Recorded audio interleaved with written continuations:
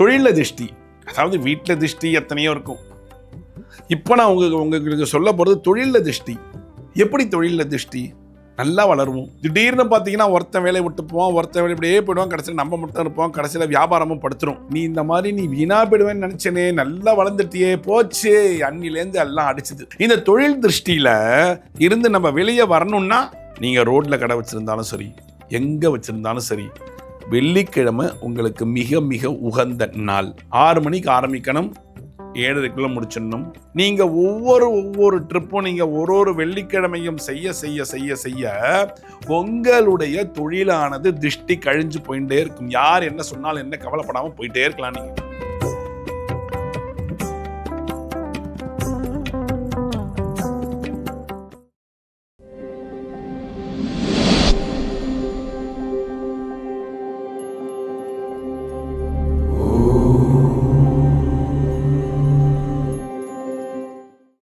டேக்கொன் பக்தி நேயர்களுக்கு என் கோவிந்த பட்டரின் கோடானு கோடி நமஸ்காரம். திருஷ்டி பற்றி பேசணும். தொழிலில் திருஷ்டி, அதாவது வீட்டில் திருஷ்டி எத்தனையோ இருக்கும். இப்போ நான் உங்களுக்கு சொல்ல போகிறது தொழிலில் திருஷ்டி. எப்படி தொழிலில் திருஷ்டி? நல்லா வளருவோம், நல்லா வளர்ந்து வந்திருப்போம், ஒரு நல்ல கடை வச்சுருப்போம், நல்ல ஜம் 4 பசங்களை வேலைக்கு போட்டு ஜாமுன்னு பண்ணுவோம். திடீர்னு பார்த்தீங்கன்னா ஒருத்தன் வேலையை விட்டு போவான், ஒருத்தன் வேலை இப்படியே போயிடுவான், கடைசியில் நம்ம மட்டும் இருப்போம், கடைசியில் வியாபாரமும் படுத்துரும். இது என்ன தெரியுமா?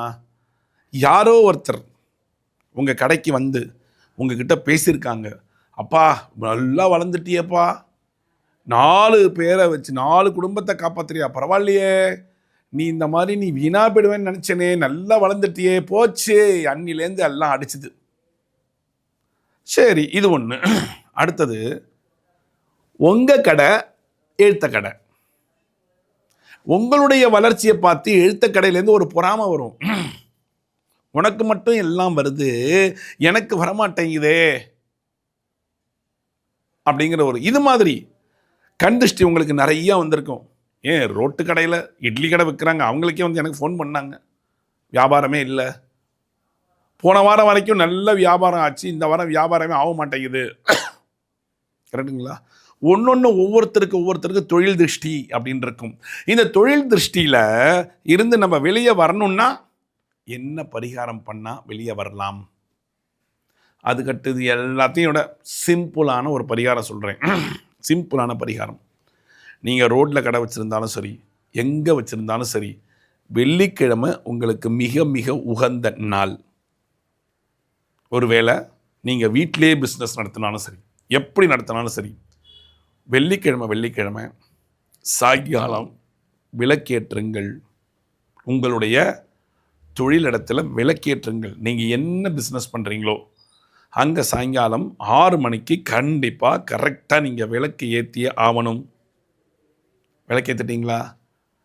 வெத்தலைப்பாக்கு, பழம், தேங்காய் வச்சுக்கோங்க. வெத்தலைப்பாக்கு, பழம், தேங்காய்.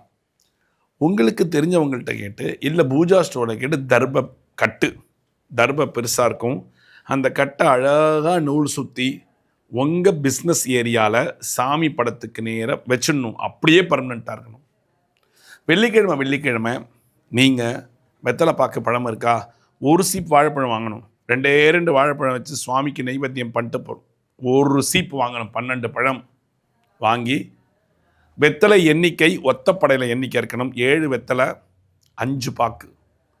இந்த பொட்டலம் பாக்கெல்லாம் இல்லை, களிப்பாக்குன்னு சொன்னோம் இல்லையா, கருப்பாக இருக்குல்ல களிப்பாக்காக இருந்தாலும் சரி, கொட்டைப்பாக்காக இருந்தாலும் சரி, ஏதோ ஒரு பாக்கு அதை வச்சு பூஜைக்குன்னு ஒரு தனியாக தட்டு, பஞ்ச பாத்திர உத்ரணி இது இருக்கணும். கற்பூர கரண்டி இருக்கணும். இது தொழிலுக்காக நான் சொல்லக்கூடிய ஒரு பரிகாரம். தர்பக்கட்டு வச்சிட்டிங்களா? அப்படியே இருக்கணும். ஒவ்வொரு வாரமும் 12 பழம், 1 டஜன் வாழைப்பழம் வாங்கணும். எத்தனை வெத்தலை? 7 வெத்தலை. நல்ல ஞாபகம் வச்சுக்கோங்க. 7 வெத்தலை, 5 பாக்கு, கொட்டைப்பாக்குன்னு சொல்லுவாங்கள்ல, 5 பாக்கு இருக்கணும். எண்ணிக்கை தான். தேங்காய் இருக்கணும், ஒரு தேங்காய். நல்லா நார் உரித்து, குடுமி உரிக்கக்கூடாது, நார்லாம் உரித்து நீட்டாக இருக்கணும் ஒரு தேங்காய். இப்போ உங்கள் பிஸ்னஸ்க்காக நீங்கள் பிரார்த்தனை பண்ணிக்கோங்க. உங்களுக்கு இஷ்ட தெய்வம்னு ஒன்று இருக்கும். உங்களோட குலதெய்வத்தை பிரார்த்தனை பண்ணாலும் சரி, உங்கள் இஷ்ட தெய்வத்தை பிரார்த்தனை பண்ணாலும் சரி, ஓனர்ஸ் கண்டிப்பாக பண்ணணும்.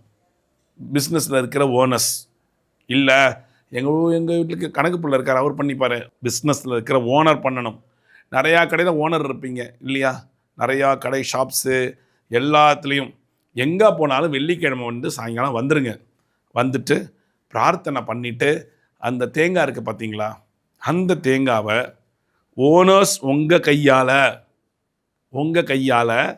கடைக்கு வெளியில் பிரதட்சணமாக ஒரு சுற்று, கிளாக் வைஸாக ஒரு சுற்று, ஆன்டி கிளாக் வைஸாக ஒரு சுற்றிட்டு சதுர் தேங்காய் உடைச்சிட்டு வாங்க. உடைச்சிட்டு வந்துட்டு வெத்தலை பாக்கு அதை தட்டில் வைங்க. 1 ரூபாய் காயின் 12 பேருக்கு 1 ரூபாய் காயின். உங்கள் எம்ப்ளாயியாக இருந்தாலும் சரி, யாராக இருந்தாலும் சரி, அந்த 12 பேரில் 7 லேடிஸாக இருக்கணும், 5 ஜென்ஸாக இருக்கணும். உங்கள் எம்ப்ளாயி இல்லை, வரக்கூடிய கஸ்டமரில் எடுத்துக்கோங்க, 7 லேடிஸ் 5 ஜென்ஸ். இவங்களுக்கு இந்த வெத்தலை பாக்கு பழம் 1 ரூபாய் கொடுங்க. கொடுத்துட்டு உங்கள் பூஜையை முடிச்சுக்கோங்க. 6 மணிக்கு ஆரம்பிக்கணும், 7:30க்குள்ளே முடிச்சிடணும். இல்லை வரல லேட் ஆகும், எங்ககிட்டயே ஒரு 5 பேர் இருக்காங்கன்னா 5 லேடிஸ், வெளியால் 2 பேர், ஏதோ ஒன்று 7 லேடிஸ் 5 ஜென்ஸ் 12 கரெக்டாக இதெல்லாம் கொடுத்து முடிச்சுட்டு ஆளுக்கு 1 ரூபாய் கொடுத்து முடிங்க.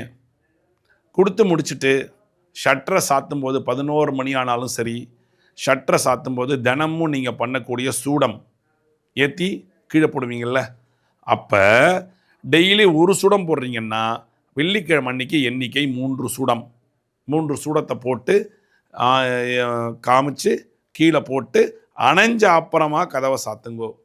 கதவு பாதியில் தான் வச்சுருப்பீங்க, கதவை நல்லா எல்லாம் சாத்திட்டு தான் நான் பண்ணுவேன்னா ரொம்ப வெல் அண்ட் குட், சாத்திட்டு பண்ணிவிட்டு அதை வச்சுட்டு போயிடுங்க.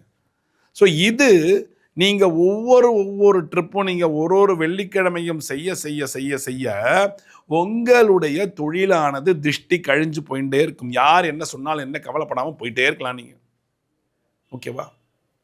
சரி, வீட்டில் இருக்கேன் சார், நான் வீட்டில் தாராளமாக வீட்டில் பிஸ்னஸ் பண்ணுறீங்களா, அப்போ அந்த பிஸ்னஸில் சுற்றி கீழே போடுங்க. நீங்கள் உடைங்க தேங்காவை வீட்டில் பண்ணாலும் சரி, இல்லை நான் வந்து ரோட்டு கடை தான் வச்சுருக்கேன் 6 to 7:30 பண்ணிவிடுங்க. கடையை க்ளோஸ் பண்ணிட்டு போகும்போது சூடத்தை சுற்றி போட்டு போயிடுங்க, தப்பே கிடையாது, செய்யுங்க.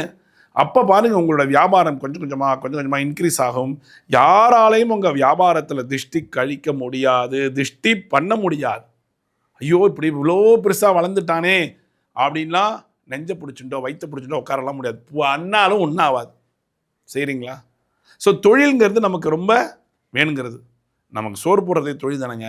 அந்த தொழிலை நீங்கள் ஃபஸ்ட் கிளாஸாக கொண்டு போனீங்கன்னா நல்லா இருக்கும் இல்லையா? செய்யுங்க, ஹாப்பியாக இருங்க. தொழில் என்பது உங்களுக்கு வேணும். அதாவது உத்தியோகமே புருஷ லட்சணம்னு சொல்லுவோம் இல்லையா? அப்போ தொழில்னா ஒன்றும் முடியாது, 3 வேளை சோறு திங்கணும் இல்லை. ஸோ திருஷ்டி வந்துடுத்து, எனக்கு பிஸ்னஸ் இம்ப்ரூவ் ஆகலை, ரொம்ப கஷ்டப்படுவோம் இல்லையா? அப்போ பண்ணுங்கள், இந்த பரிகாரத்தை நீங்கள் பண்ணி உங்களுடைய தொழிலை அபிவிருத்தி செய்து கொள்ளுங்கள். மீண்டும் ஒரு சாஸ்திர சம்பிரதாயத்தில் நான் உங்களை சந்திக்கிறேன். டேக் ஒன் பக்தி நேயர்களுக்கு அடியேன் கோவிந்த பட்டரின் கோடானு கோடி நன்றிகள்.